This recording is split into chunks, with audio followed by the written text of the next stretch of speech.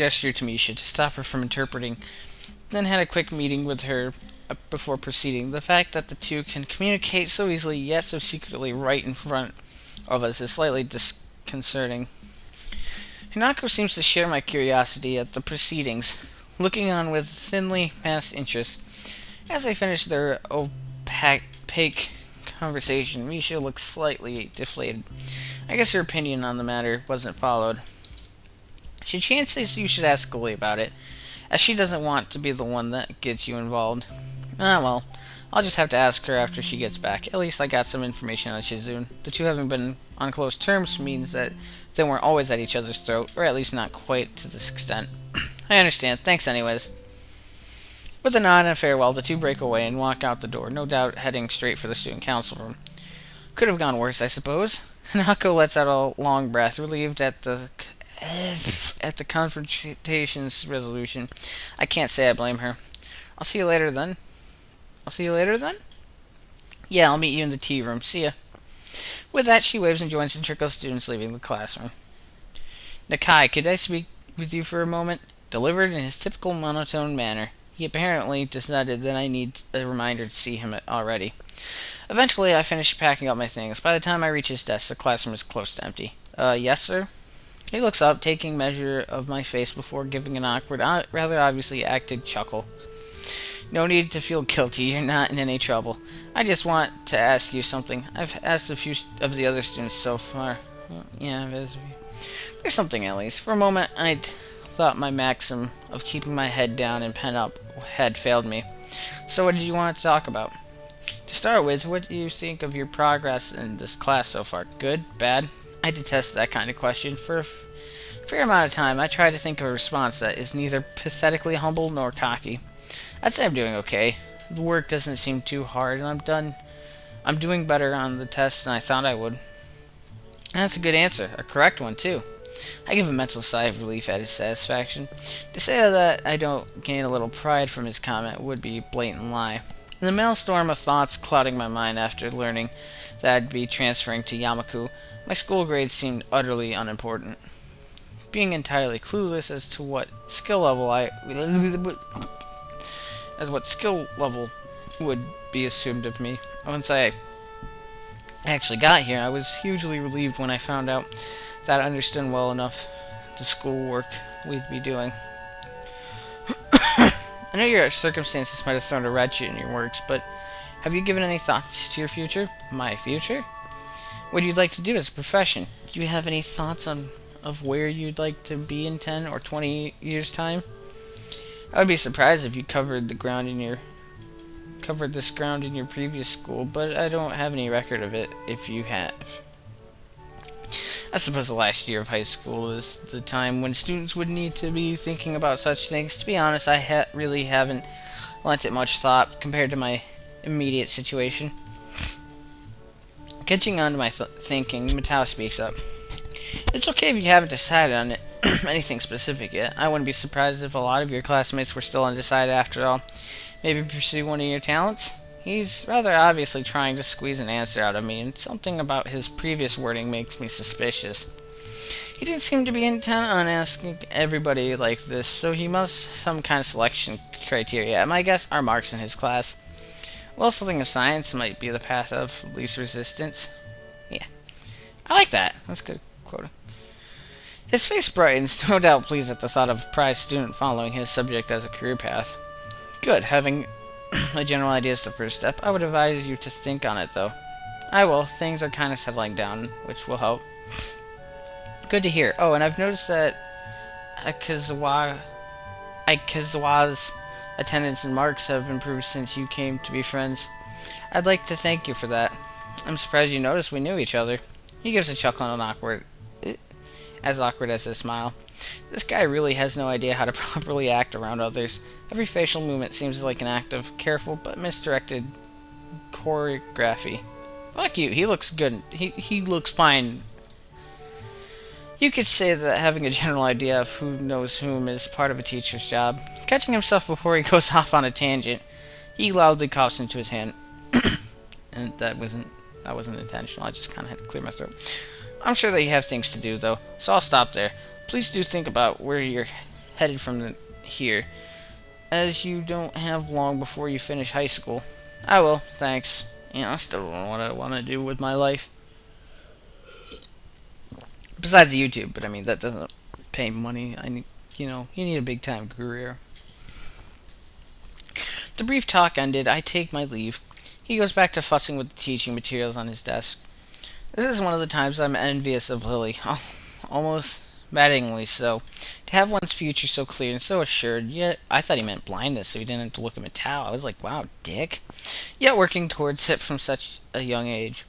It's an idea so utterly irreconcilable with my own thoughts, mired in the present day, just as they've always been. Get about, like, half an hour more. And then I don't know what I'm gonna do. Play games, talk with the guys. Walking through the lobby of the cafeteria, I silently grew to my daily routine, having been completely thrown off.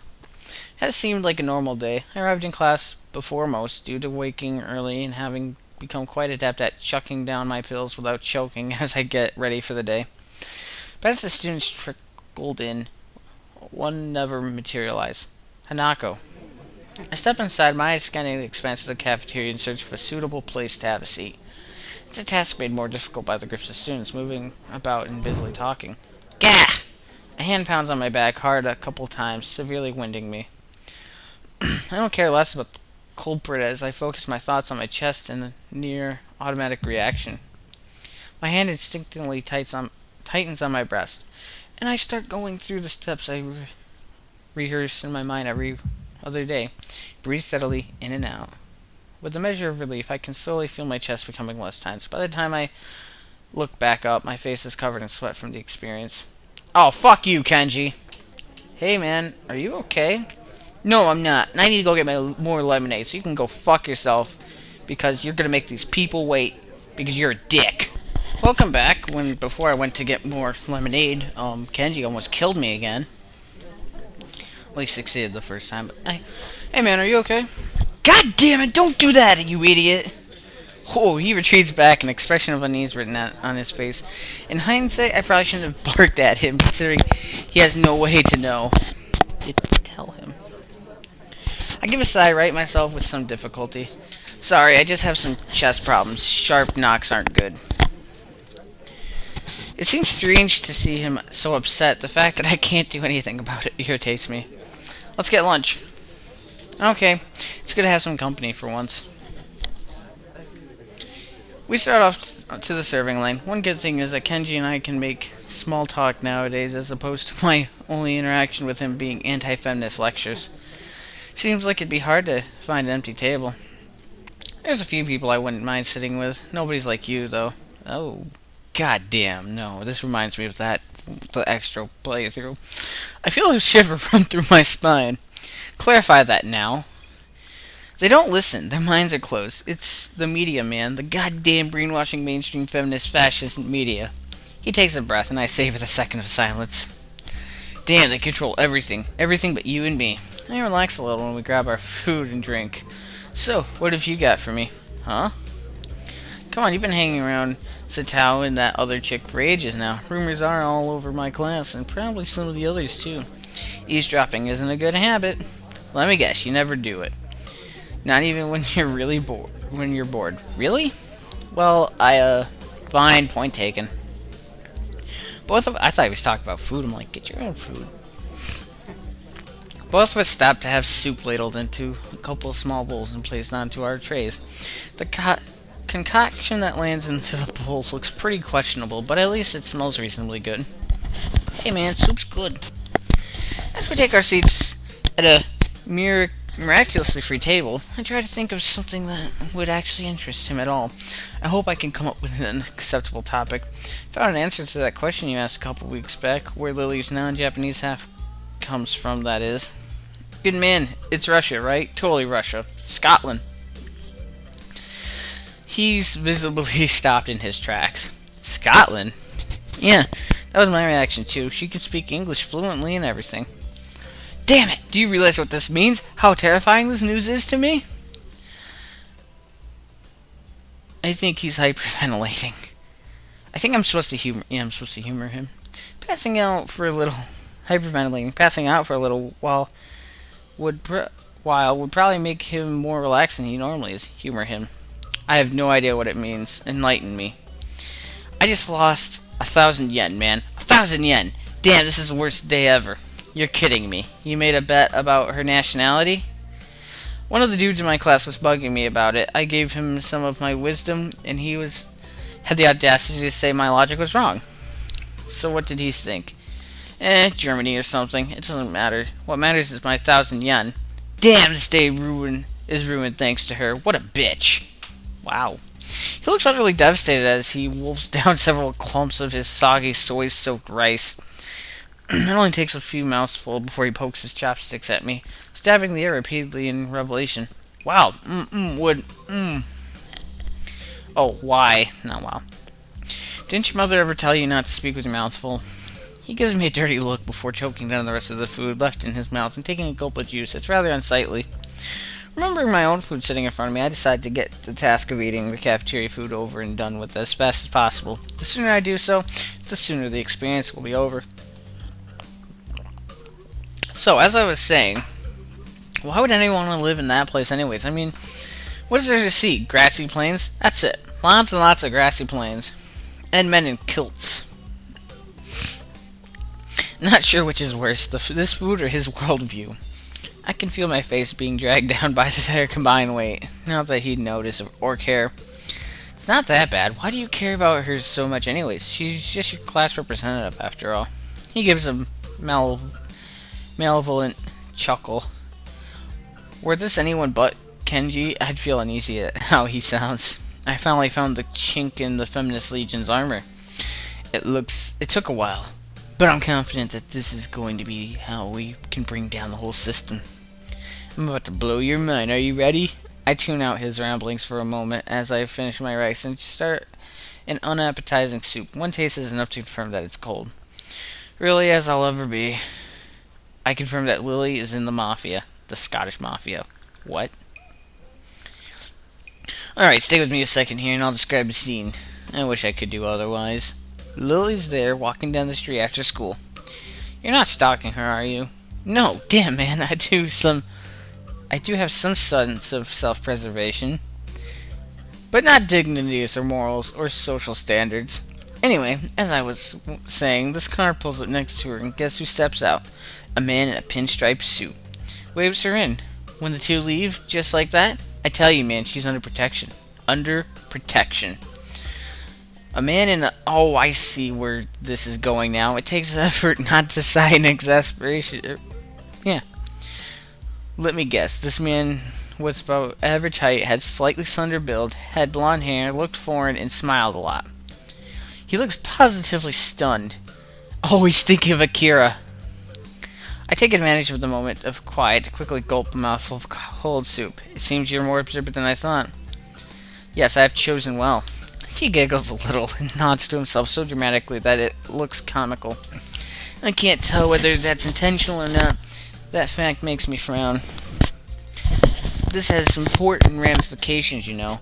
If she really is connected to people like them, and we're smart about it, what we do with this information, we could turn this into our greatest weapon against the student council. Once he starts rambling into conspiracy territory, my juice suddenly becomes of much more importance. Only half listening to his pontifications, my mind drifts to the matter of Lily, and her antipathy versus Shizune. The past between them is steadily becoming more coherent, but I'm not even sure if I should be learning of her past this way.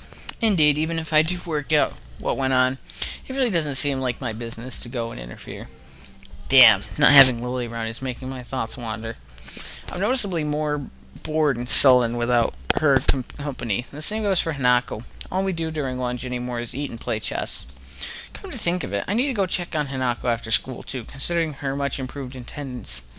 I'm guessing she's come down with something. Oh, Nakai? I stop as I'm about to leave the classroom, turning on the ball of my heels to meet Matao. He's holding out to me a couple of the worksheets we'd worked on during the day for with his long, lanky arm.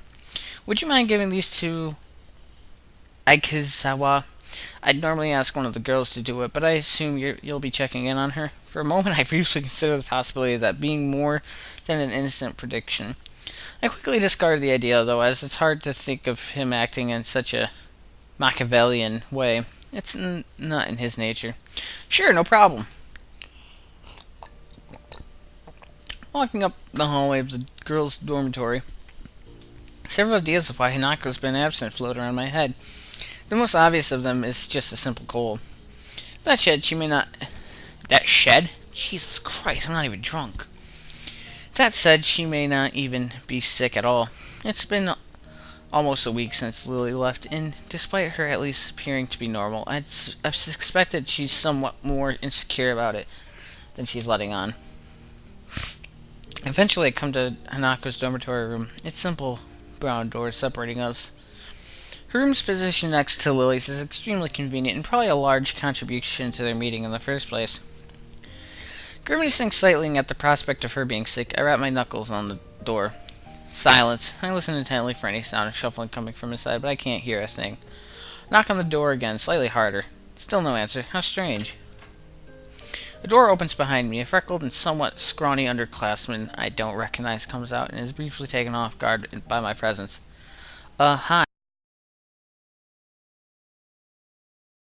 Thank God I checked, because I was gonna go ask about Hanako, but I need to just keep it to myself. Hey, sorry, don't mind me. I think the situation with Hanako should be kept as private as possible, for her sake. I don't really know anything about what's happened to her, and my gut tells me that it's not physical sickness that's befallen her. She didn't need rumors about her going around. As much as it may pain me to think so, she'd likely prefer to keep her status as strangely ignored member of the class over having people talk behind her back. Whatever. With that, she turns and walks down the hallway without a second thought. How rude. Scratching my head, I make one last attempt at getting Hanako to answer as I knock on the door one final time. Hanako, it's just me. Matao said to give you some stuff. For a while, the attempt seems just as unsuccessful as the last. Just before I slip the sheets under the door, I can hear the handle rattling. As the door opens halfway, I do my best to look Hanako over as quickly as possible. It's a task made somewhat more difficult by her oversized gown hiding so much of her body. She doesn't look sick, or at least not immediately. To be honest, I'd have preferred that her expression right now. Hi, Hanako. Mattel wanted me to give you these since you weren't in class today. I hold out the loose sheets, which she tentatively takes in her hands. The way she moves is weird, devoid of thought, as if she's some kind of mechanical automaton rather than a living being. I think I know why, because I've seen her playthrough, but I'm not going to spoil it. Are you okay? If you're feeling sick or anything, I could get the nurse. It feels almost pitiful to put on such a routine. Get well soon act. I can't think of anything else I could possibly do for her, though. She seems to collect herself a little at the notion, but only a little. I'm fine. Okay.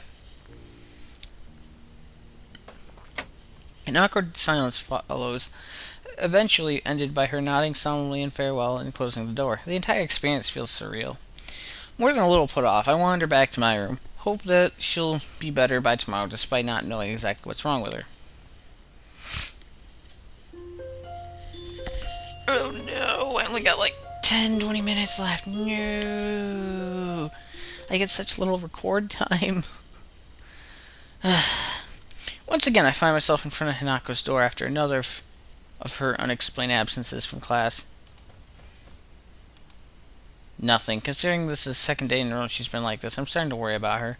Summoning my willpower, I decided to try one last time to get her to respond. Hanako, if you don't say anything, I'll get the nurse for you. Go away. What? It's hard to tell whether her tone's one of depression, anger, or both.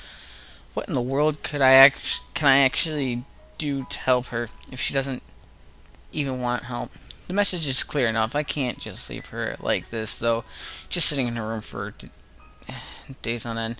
Rubbing my temple in thought, I withdraw to my own room to think about how to proceed rationally. It's what's needed here, as an overreaction may just make matters worse. I dig around drawers after drawers of my desk, looking for where I put the damn piece of paper. Before she left, Lily told me the number to call her on while in Scotland, and I wrote it down. Now that I need it, though, the damn thing is... here. I probably should have just entered it directly into my cell phone. Come to think of it. Without further ado, I entered the numbers, and I anxiously pressed the call button. The fact that... Wow, flip phone. Retro, man.